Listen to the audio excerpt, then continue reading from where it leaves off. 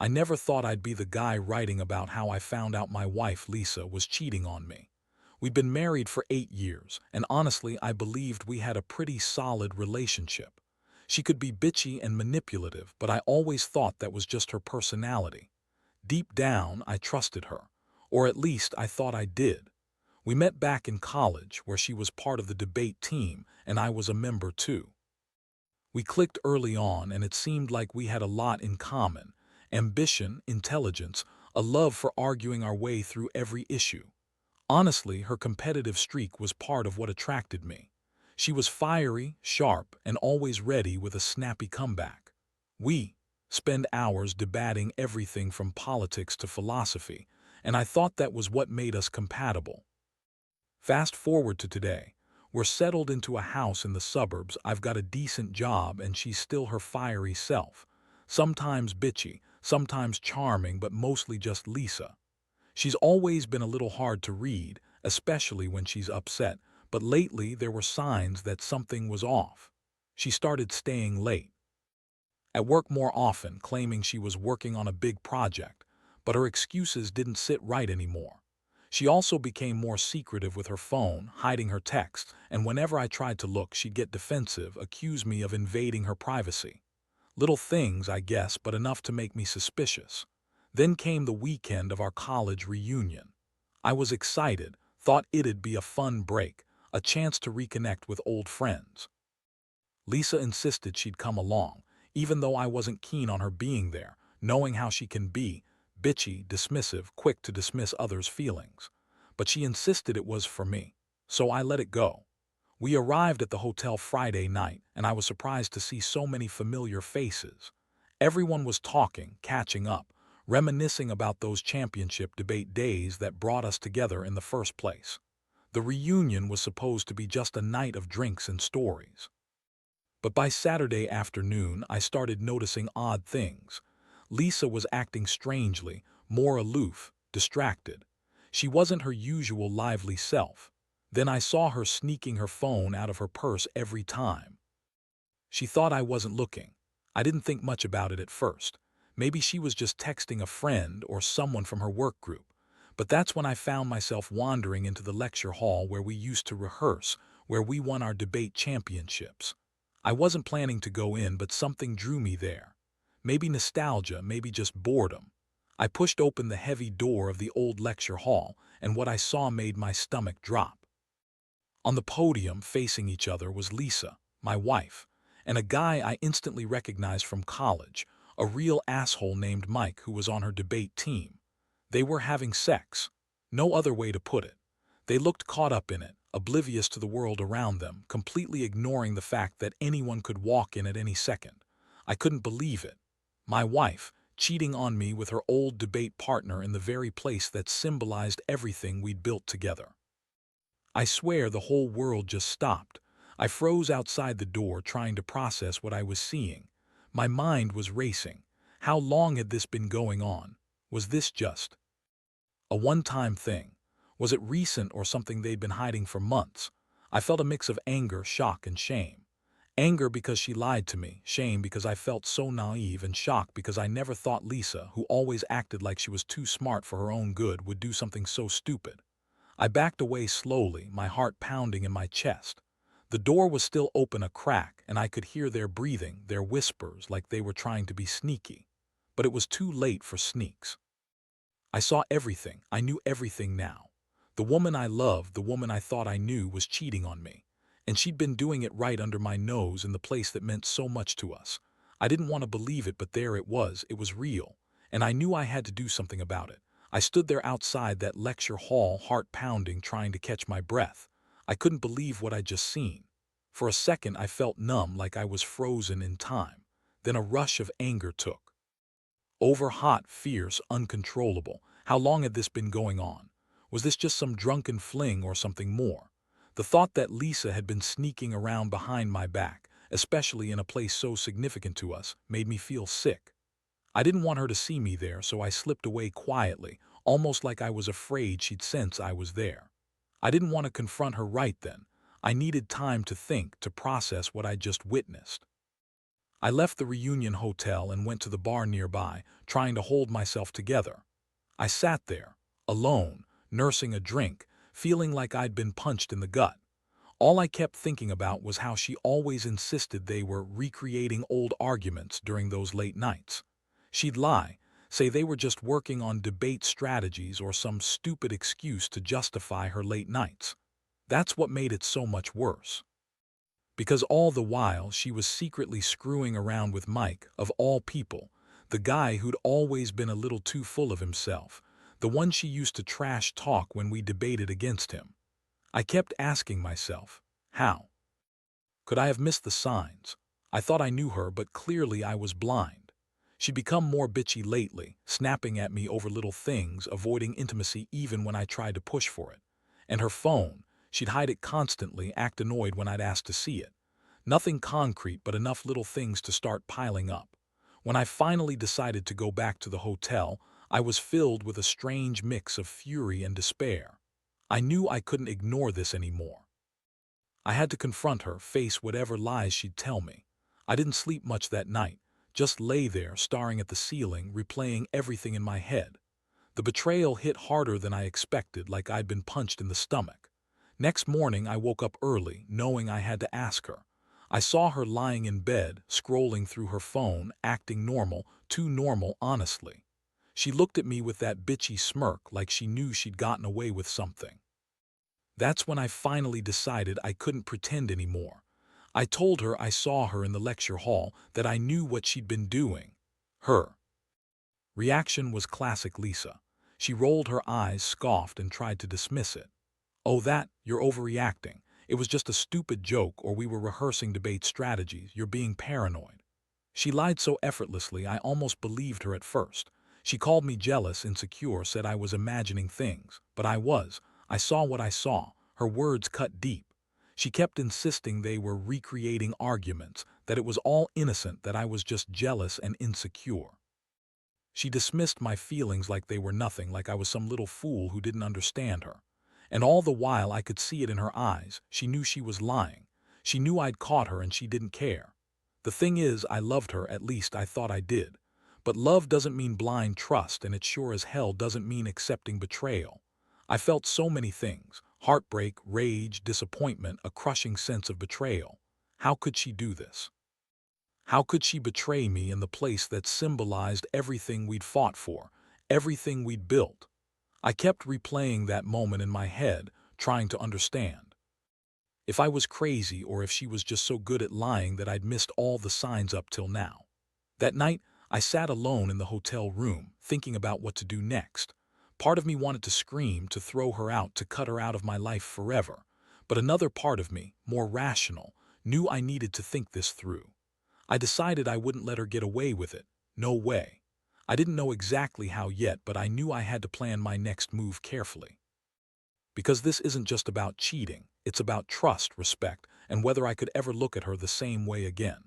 I guess I'm telling this story here because I need to get it out, and maybe, just maybe, I want some advice. What do you do when everything you believed in turns out to be a lie? How do you even start to pick up the pieces? I don't have all the answers yet, but I know I can't just ignore what happened.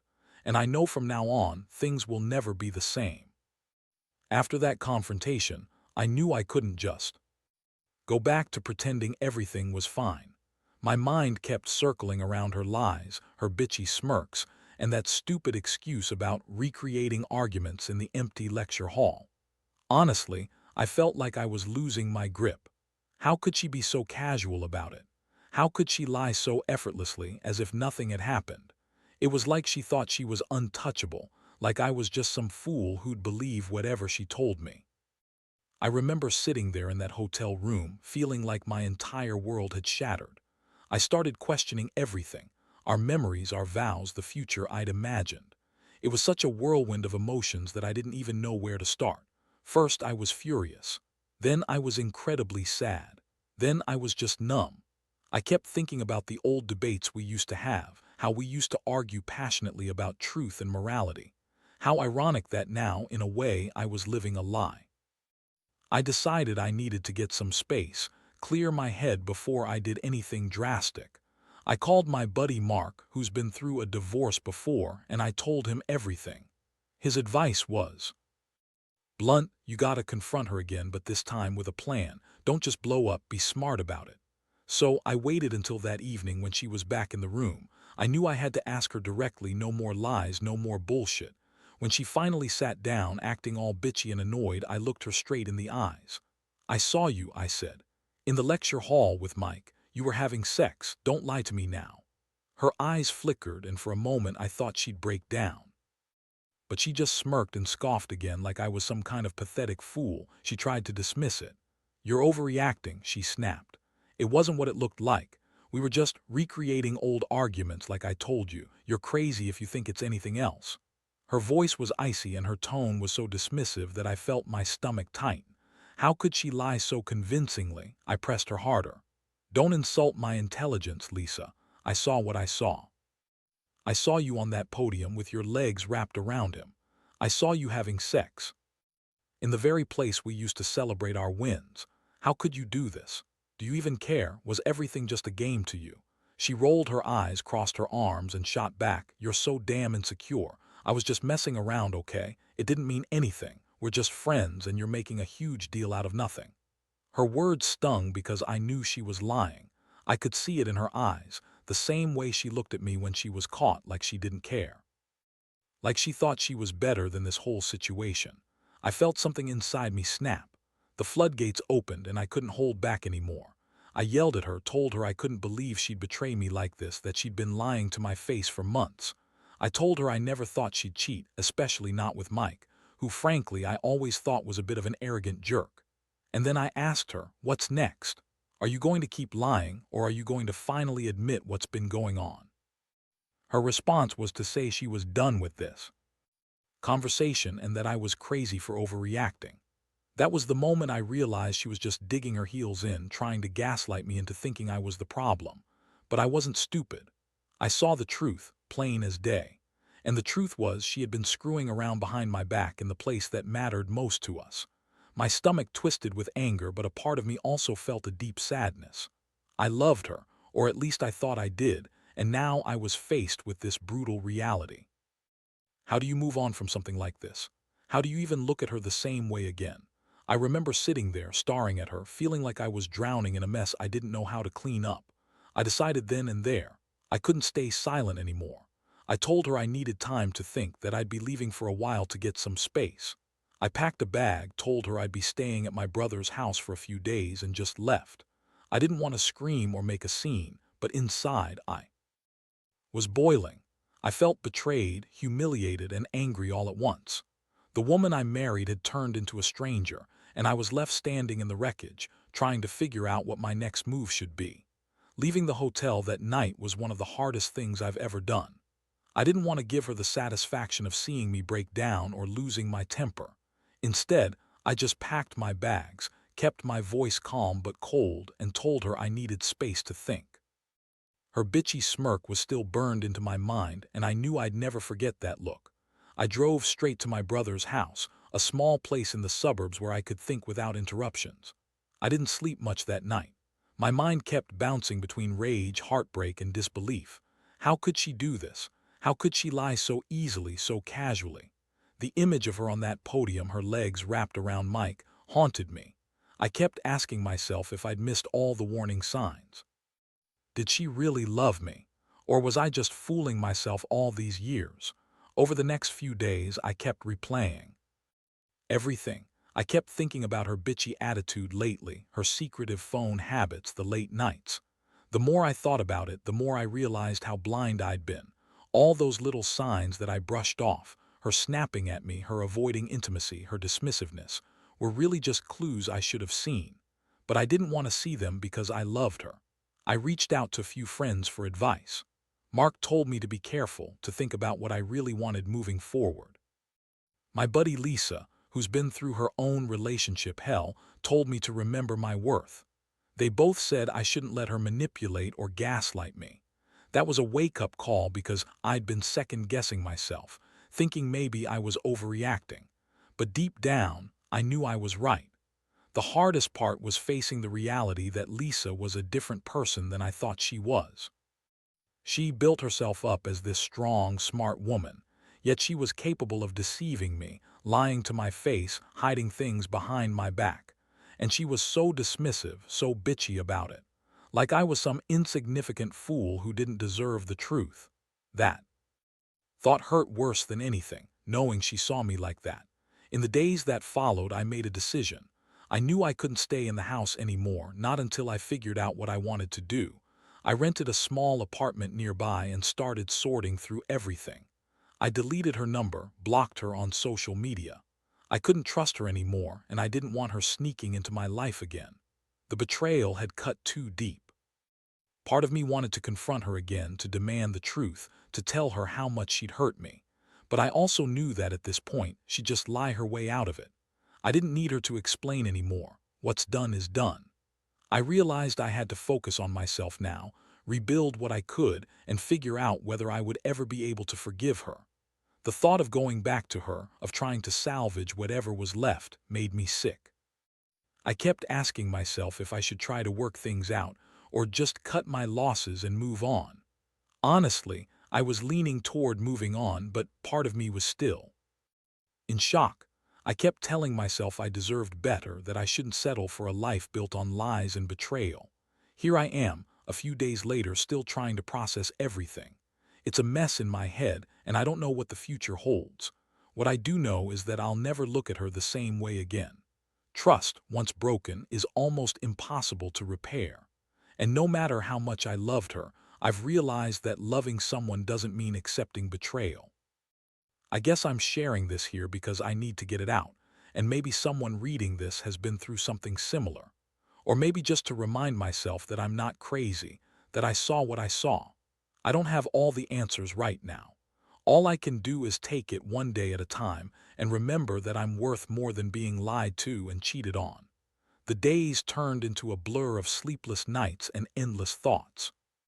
Each morning I woke up wondering if I'd made the right decision, if I should try to fix things, or just walk away for good. I spent hours analyzing every moment, every sign I missed. Still, deep down, I knew I couldn't pretend anymore. The trust was gone, shattered into pieces I didn't think I could ever piece back together. I tried talking to Lisa a few times, mostly just texts, mostly just to get some clarification I knew I wouldn't get. She kept insisting it was all a misunderstanding, that they were just recreating arguments like she always said, that I was jealous and insecure. But I saw through her lies now. More than ever, I saw how manipulative she could be. She dismissed my feelings, called me paranoid, said I was overreacting. And honestly, I felt like I was losing my mind trying to make sense of her bullshit. I started seeing a counselor, not because I wanted to fix the marriage, but because I needed to process what had happened. The counselor kept telling me it's okay to feel hurt, betrayed, angry, especially when someone you loved turns out to be someone you never knew. That helped a little, but it didn't erase the pain. What hurt most was knowing the person I trusted most in the world had lied to me for so long, and that she'd have sex with Mike right there on the podium where I'd once felt so proud. Meanwhile, I was also trying to figure out my next steps. Do I file for divorce? Do I try to forgive her? Do I even want to try? The truth is, I was scared. I didn't want to be alone, but I also didn't want to stay with someone who'd betrayed me so badly. I kept thinking about what she told me, about recreating arguments, about how she thought I was just some insecure husband, not worth her honesty. That made me angry, but it also made me realize something. I deserved respect, and I deserved honesty. If she couldn't give me that, then I had to move on. Over the next couple of weeks, I tried to keep my distance, focus on myself. I started working out again, reconnecting with old friends, even spending some time just being alone, trying to get clarity. I kept asking myself, was there ever a real chance she'd change? Or was this just who she was, bitchy, manipulative, dishonest? The more I thought about it, the clearer it became. I couldn't stay with her, not after what I'd seen and what she'd admitted, even if she'd tried to deny it. One night I sat in my little apartment, staring at my phone, knowing I had to make a decision. I could keep fooling myself, keep pretending everything was okay, or I could finally accept that this was over. I finally texted her. I need to talk, it's over. That felt like a relief and a punch at the same time. I knew I was finally done pretending to be okay with her lies. That conversation was bitter. She tried to deny everything, called me crazy, said I was overreacting, that I was just jealous. But I was. I knew what I saw and I knew what I felt. I told her I didn't want to hear her excuses anymore, that I was tired of her lies, that I deserved better. She yelled, called me a pussy, said I was overreacting because I was insecure. But I just hung up, realizing there was no point in arguing with someone who only wanted to manipulate and gaslight me. It's strange. Part of me still feels a deep ache like I lost a piece of myself. I loved her, I really did. But that love was poisoned by her lies and betrayal. I don't think I can ever trust her again, not after seeing her on that podium, not after all the lies she told me afterward. I've come to accept that I have to rebuild my life from scratch, even if it hurts like hell. Now I'm trying to focus on healing. I've started dating again, not because I want to jump into something new quickly, but because I realize I need to remind myself I'm still worth love, true, honest love. I've learned that sometimes people you trust most can turn out to be the biggest betrayals, and you have to decide whether to hold on to the pain or let go and move forward. Looking back, I wish I'd seen the signs earlier, but I also know I can't blame myself. Sometimes people hide who they really are until it's too late. What matters now is that I'm starting to feel like I'm regaining control of my life, piece by piece. I don't know what the future holds, but I do know I won't let anyone cheat and lie their way into my heart again. That's what this has taught me. Trust is earned, never given freely, and betrayal hurts like hell, but ultimately it makes you stronger. It's been a few months since I kicked her out and decided to go my own way. Honestly, it's been the hardest thing I've ever done, more painful than I ever imagined. But also, it's been the most necessary. I've had to rebuild my sense of self from the ground up, and that's not easy when someone you loved so much turns out to be so different from what you thought. Living with that betrayal changed me. I used to believe in honesty, loyalty, and integrity. Now, I understand that people can hide their true selves behind masks, and sometimes, those masks come off at the worst possible moment. It's a brutal lesson, but one I needed to learn. I've come to accept that not everyone is worth my trust, and even the people closest to us can betray us in ways we never expect. The whole experience has left scars, but also a kind of clarity. I realize now that I should never have ignored the signs, the late nights, the secretive texts, her dismissiveness. All of it was telling me she was already gone. I just refused to see it because I wanted to believe she was still the woman I married. But I can't keep living in denial. Trust, once shattered, is almost impossible to repair. And if someone is willing to cheat and lie, they're not worth my peace of mind. I've started focusing on myself, getting healthier, reconnecting with friends, even picking up old hobbies I'd neglected. It's a slow process, but I'm finally feeling more like myself. The anger has mellowed into a quiet resolve. I don't hate her.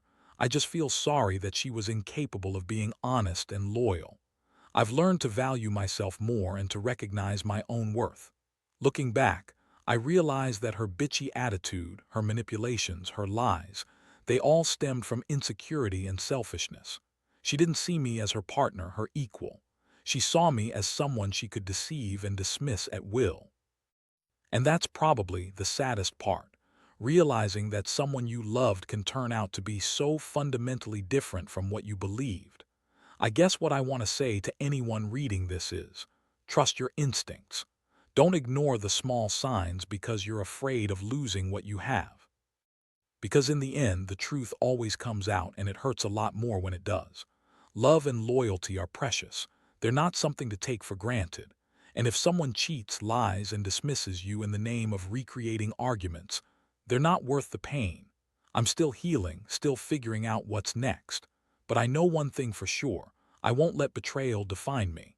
I'll carry these scars as a reminder that I deserve honesty and respect. And even though I'm still hurt, I'm also stronger than I was before.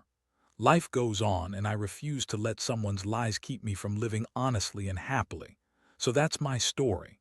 If you're in a similar situation, whether it's cheating, betrayal, or just feeling lost, I hope you find the strength to walk away. Because the right thing might be the hardest, but it's also the most necessary. And trust me, you're worth more than the lies people tell you.